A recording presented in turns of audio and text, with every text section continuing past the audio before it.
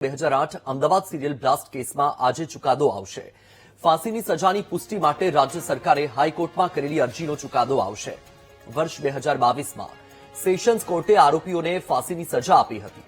38 આરોપીઓને ફાંસીની સજા, 11 આરોપીને કરાઈ હતી આજીવન કેદની સજા। ફાંસીની સજા યથાવત રાખવા સરકારે હાઈકોર્ટમાં કરી હતી કન્ફર્મેશન કેસની અપીલ। સળંગ 1.5 વર્ષ સુધી દરરોજ સુનાવણી કરીને આજે ચુકાદો અપાશે।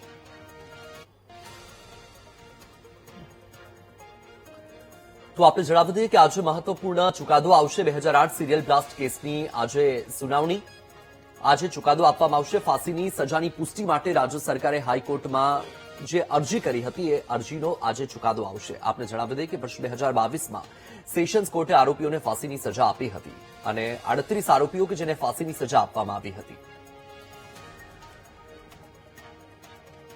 26 જુલાઈ 2008 અને શનિવારનો એ દિવસ કે જે અમદાવાદમાં સિરિયલ બ્લાસ્ટ થયા હતા અને અનેક લોકોના મૃત્યુ થયા હતા।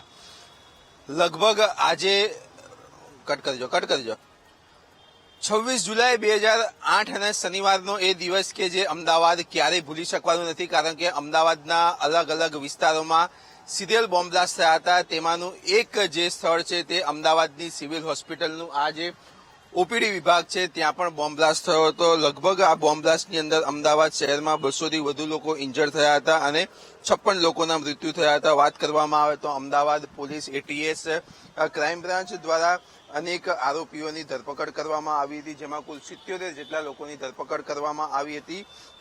એમાં જે આરોપીઓ હતા તે આરોપીઓમાં અમુક જે છે તેમાં પુરાવાના અભાવે તેઓને છોડી દેવામાં આવ્યા હતા। ત્યારે 38 જે આરોપી છે તેને જે ફાંસીની સજા આપવામાં આવી છે અને 11 આરોપીઓને જીવે ત્યાં સુધીની સજા આપવામાં આવી છે। ત્યારે 2022માં અમદાવાદ સ્પેશિયલ કોર્ટ દ્વારા આ ચુકાદો આપવામાં આવ્યો હતો અને હવે આજે ગુજરાત હાઈકોર્ટમાં અમદાવાદ સિરિયલ બોમ્બ બ્લાસ્ટનો આખરી ચુકાદો આવશે। છેલ્લા 1.5 વર્ષથી આ ચુકાદો બંધ બારણે થઈ રહ્યો હતો, સુનાવણી બંધ બારણે થઈ રહી હતી। ત્યારે મહત્વની વાત કરવામાં આવે તો લગભગ 11 વાગ્યાની આસપાસ ગુજરાત હાઈકોર્ટમાંથી ફાઇનલ ચુકાદો આવશે અને આ આરોપીઓને જે સજા આપવામાં આવી છે તે સજાના કન્ફર્મેશન માટેની અરજી સરકાર તરફથી દાખલ કરવામાં આવી હતી। ત્યારે હવે જોવું રહ્યું કે જે પણ સજાનું એલાન થશે ત્યારે જે મૃતકો છે, જે ઇન્જર્ડ થયા છે, તેમના પરિવારને કેવી સાંત્વના મળશે તે જોવું રહ્યું। કેમેરામેન અજય પટેલ સાથે પાર્થ જાની, વીટીવી ન્યૂઝ, અમદાવાદ।